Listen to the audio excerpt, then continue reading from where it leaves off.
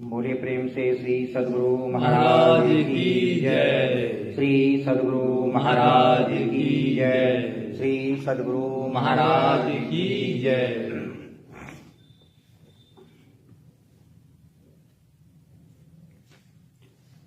सत्संग जो भाग 1 श्रीमद् भगवद गीता।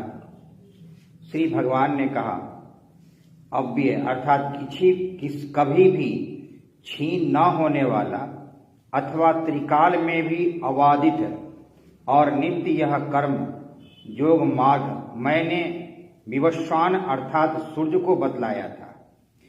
विवस्वान ने अपने पुत्र मनु को और मनु ने अपने पुत्र इक्ष्वाकु को बतलाया।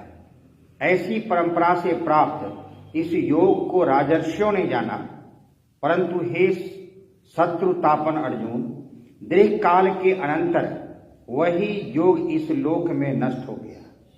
हे परंतप, द्रव्यमय यज्ञ की अपेक्षा ज्ञानमय यज्ञ श्रेष्ठ है, क्योंकि हे पार्थ, सब प्रकार के समस्त कर्मों का पर्यवसान ज्ञान में होता है।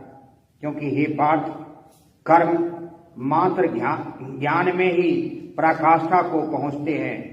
महात्मा गांधी ध्यान में रख कि प्रणिपात से, प्रश्न करने से और सेवा के तत्ववेत्ता ज्ञानी पुरुष तुम्हें उस ज्ञान का उपदेश करेंगे।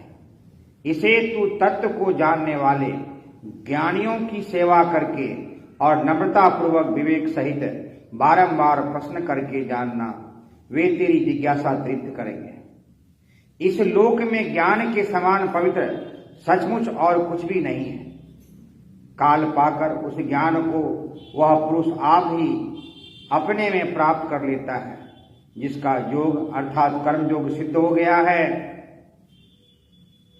जो श्रद्धावान पुरुष इंद्रिय संयम करके उसी के पीछे पड़ा रहे तो उसे भी यह ज्ञान मिल जाता है, और ज्ञान प्राप्त हो जाने से तुरंत ही उसे परम शांति प्राप्त होती है।